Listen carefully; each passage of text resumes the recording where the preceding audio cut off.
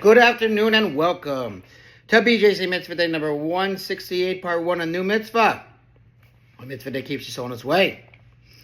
This one's entitled The Offering of a Woman Who Has Given Birth.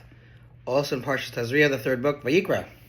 Says the verse, upon the completion of her days of purity for a son or for a daughter, we've had this verse before, she shall bring a sheep within its first year for an olu offering, and a young dove or a turtle dove for a chatas offering, a sin offering, to the tent of meeting, to the Kohen.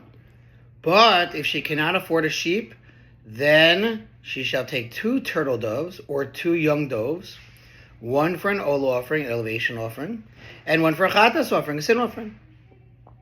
And the Kohen shall provide atonement for her, and she shall become purified. Says the mitzvah, in the introduction to mitzvah 167, it was explained that a woman after childbirth, called a yoledis, passes through 3 stages of tumah, ritual impurity, and purification.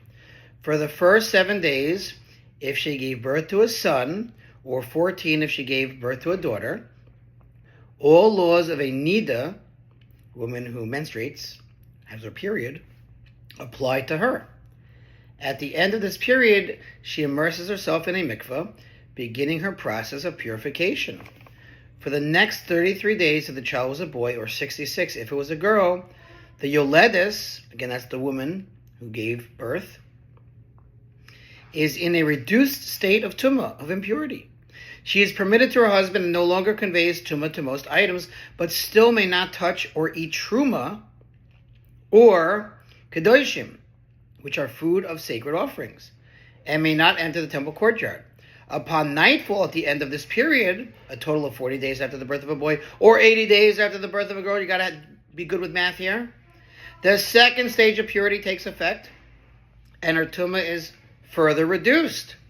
She's now permitted to eat truma, but still may not touch or eat kedoshim, or enter the temple courtyard.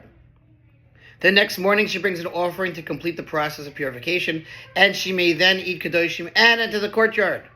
This mitzvah addresses the obligation associated with the last stage of her purification, and time has run out, so we will continue with that, God willing, tomorrow. Thanks for listening to sponsor Future Mitzvah, 36-100 for the gold. Have a great day.